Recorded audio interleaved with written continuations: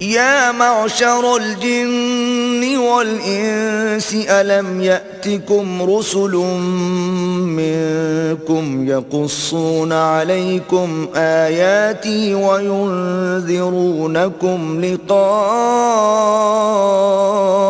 يومكم هذا قالوا شهدنا على أنفسنا وغرتهم الحياة الدنيا وشهدوا على أنفسهم أنهم كانوا كافرين.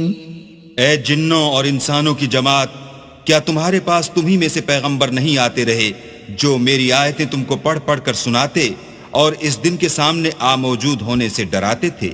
وہ کہیں گے کہ پروردگار ہمیں اپنے گناہوں کا اقرار ہے.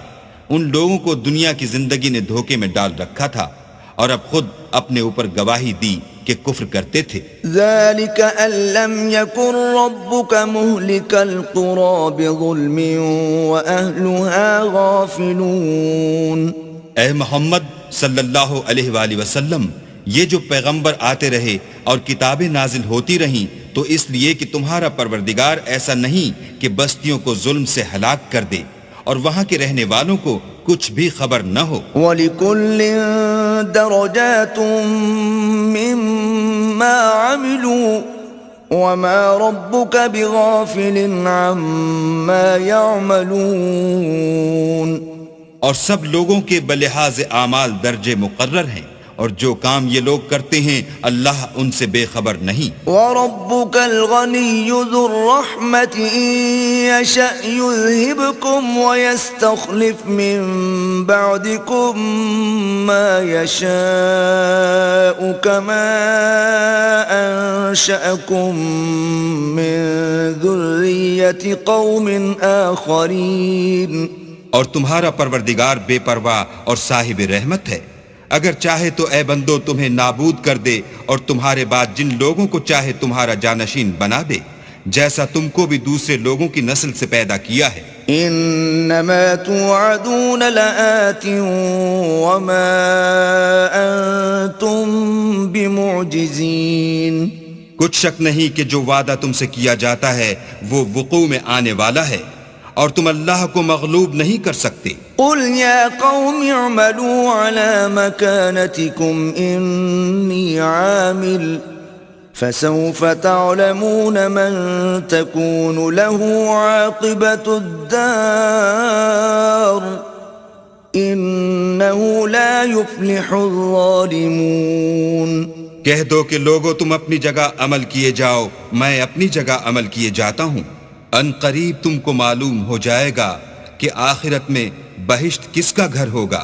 کچھ شک نہیں کہ مشرک نجات نہیں پانے کے. وَجَعَلُوا لِلَّهِ مِمَّا ذَرَأَ مِنَ الْحَرْثِ وَالْأَنْعَامِ نَصِيبًا فَقَالُوا هَذَا لِلَّهِ بِزَعْمِهِمْ وَهَذَا لِشُرَكَائِنَا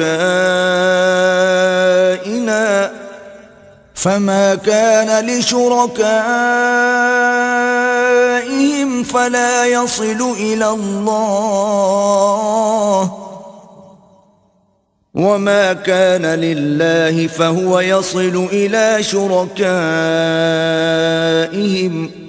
سَاءَ مَا يَحْكُمُونَ. اور یہ لوگ اللہ ہی کی پیدا کی ہوئی چیزوں یعنی کھیتی اور چوپایوں میں اللہ کا بھی ایک حصہ مقرر کرتے ہیں اور اپنے خیال باطل سے کہتے ہیں کہ یہ حصہ تو اللہ کا ہے اور یہ ہمارے شریکوں یعنی بتوں کا. تو جو حصہ ان کے شریکوں کا ہوتا ہے وہ تو اللہ کی طرف نہیں جا سکتا اور جو حصہ اللہ کا ہوتا ہے وہ ان کے شریکوں کی طرف جا سکتا ہے. یہ کیسا برا انصاف ہے. وَكَذَلِكَ زَيَّنَ لِكَثِيرٍ مِّنَ الْمُشْرِكِينَ قَتْلَ أَوْلَادِهِمْ شُرَكَاؤُهُمْ لِيُرْدُوهُمْ وَلِيَلْبِسُوا عَلَيْهِمْ دِينَهُمْ وَلَوْ شَاءَ اللَّهُ مَا فَعَلُوهُ فَذَرْهُمْ وَمَا يَفْتَرُونَ.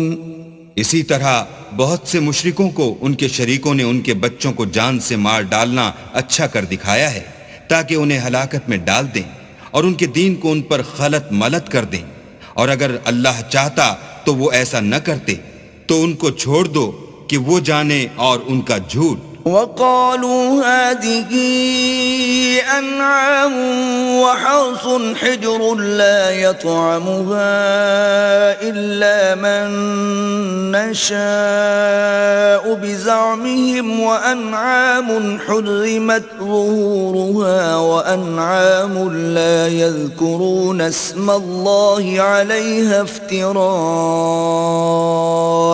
عليه سيجزيهم بما كانوا يفترون۔